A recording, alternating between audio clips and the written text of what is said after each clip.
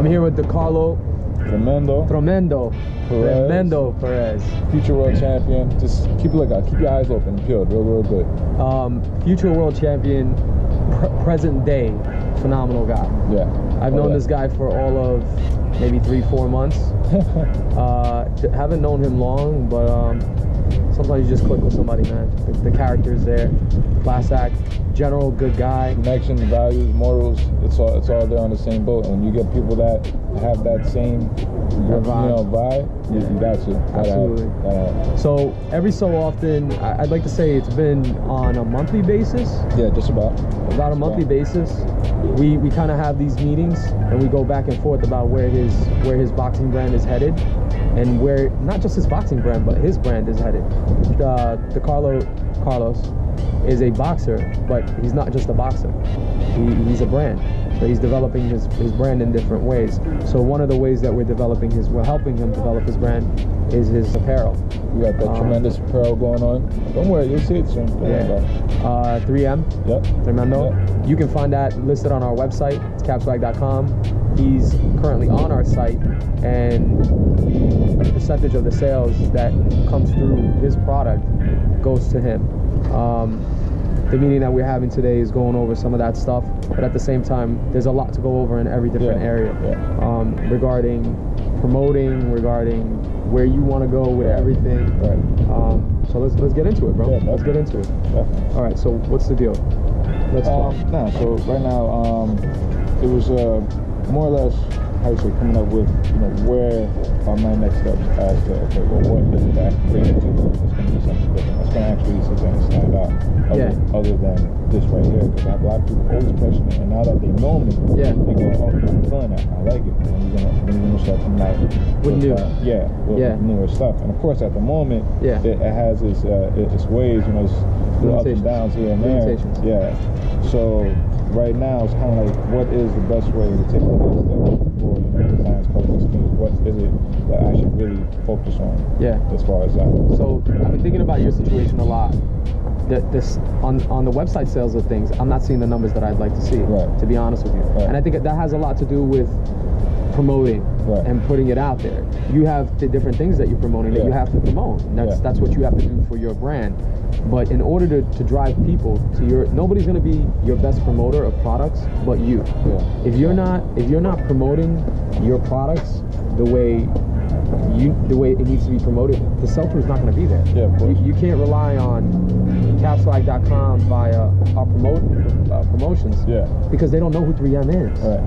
You understand? So let's say somebody just does a search for 3M on our site, or they bump into your brand. They're not recognizing what it is. They may see your story, they may be interested at that point, but we're not getting those conversions because the people that know who you are, they're not taking 10 steps to find your brand on our website. It has to be like click, there it is. Like, you can't expect people to spend their money on your brand and then not make it as easy as possible for them. So I'm going through stuff like this on my side of things with different things like our review system, So for a long time I've been on this review push, and I want to relate this to what you're doing online. I've been pushing my reviews in store. I'm like, why aren't we getting the reviews, man? People love us. Like, what's the deal? What's the problem? We're doing everything right. We're giving them a great product. The pricing is right. Everything is right. Why aren't they leaving us a review? So I really spent some time in California thinking about it, and I've been spending some time before that thinking about it, and it comes down to this. We're not making it easy for them. So you're asking somebody to leave you a review, go through all that time to type out a review, and then you want them to work for that too? It's not going to happen. If you want people to buy your product, you have to put it in their face as easily as possible. No barriers. Click, you're there. And then I think the other part of online that I think that we haven't really hit good enough, I think we're going to do a lot better.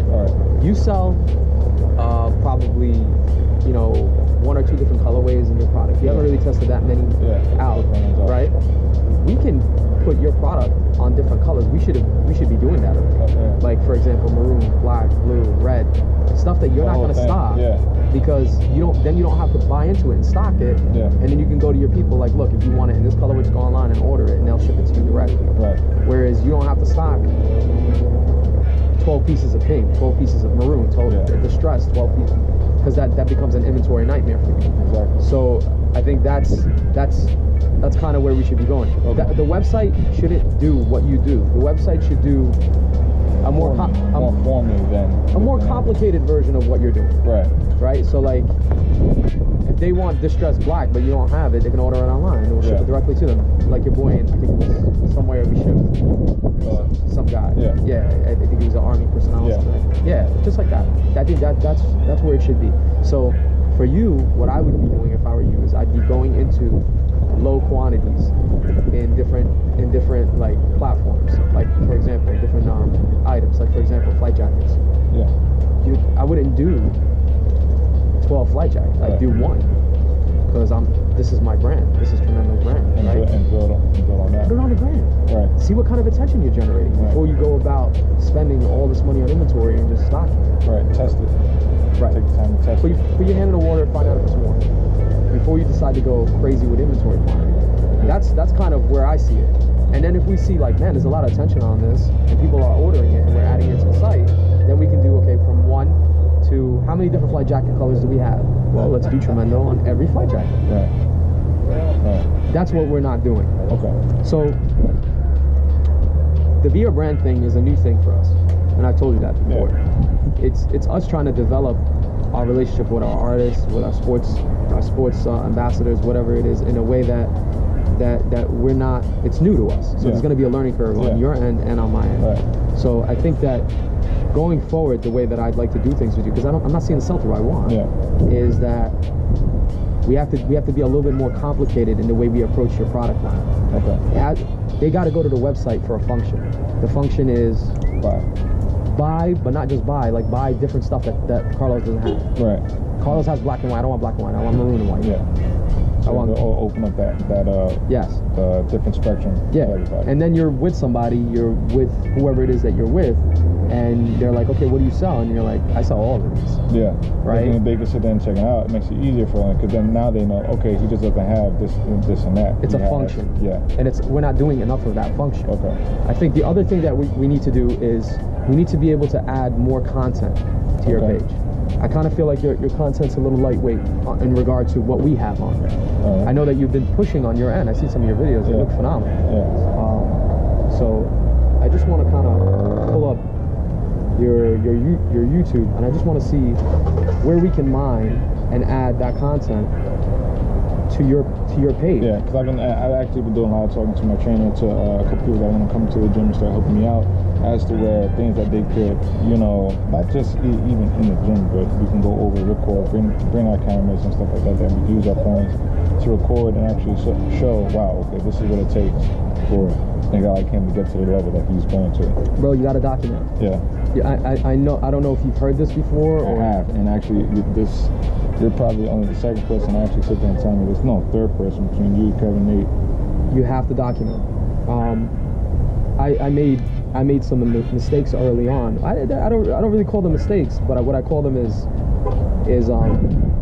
not knowing the value of what's out there with regard to documenting. We have 4 different retail locations, outlets. We've done a lot, but we haven't really put that out. We've kept that to ourselves, and there's people going through the process of building a business that would love to learn what we're doing, and we haven't done that. Well, going forward we will, but that's kind of, there's a kid out there growing up in Detroit right now, or growing up in Atlantic City. Why are we going to Detroit? Atlantic City, or growing up in Philly right now, that's got a pair of gloves on, and he's boxing, and he's like, I wish I could be a professional boxer. I don't even know where to start. That's what documenting is for. There's a guy, there's a kid that wants to start a business or clothing label. He doesn't know where to start. That's what documenting is about.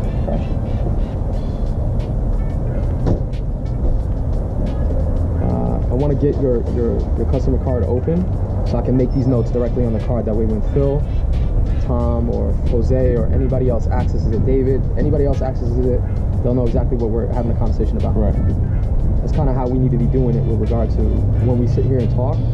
I want to document it internally and externally. When I say internally, our POS system has a way of documenting what I'm talking about. Give me a second here. what with regard to like your management? Yeah. Well, I'm trying to get this up. What's been the case there? Like, no, it's just how do you say? It's just going over all the legal stuff to make sure we have the paperwork right, make sure the commission approved just for health reasons and stuff like that. We're gonna make sure that you're up and okay. And again, they're from the West Coast, which they don't have a problem traveling back and forth. That's no problem for them. Yeah. And actually, there's no problem for them to actually bring me back and forth if they need me to. Yeah. But if we can get it done here, if that's our first way to get everything done, then we should then get it done that way. And that's what we're actually working with right now. That's what we're focused on, getting it done here. And if it doesn't work, then we do the other outlets of going over there and making sure we get everything straightened out. So right now, it's all about making sure all the the health requirements are up to date and everything is fine. So this is your eye? Yeah, I got thumbed in the eye. It's a lot better now, so I'll take care of that in the upcoming week. But you're taking it seriously? Oh yeah, definitely. Of course, you have to. Definitely taking it very, very seriously. Just take time to heal, and we're still training, but just as of right now, no sparring or anything like that. So you're training physically. You're putting yourself. No, we're doing all the conditioning, all the bag work, agility, the whole 9 yards, all the boxing. Okay, but you're not sparring because you got to get time. Yeah, we're not sparring. And then honestly, at the moment, no one really wants to spar with me right now. At the moment, anyway. I like that. So, I like that. And that's the tough part. But yeah, so during that time in between, it all happens for a reason. So we're just taking the time. Nobody wants to spar with him right now. There's something to be said about that. Okay, you need to stop and think about what the man just said. Nobody wants to spar with him right now.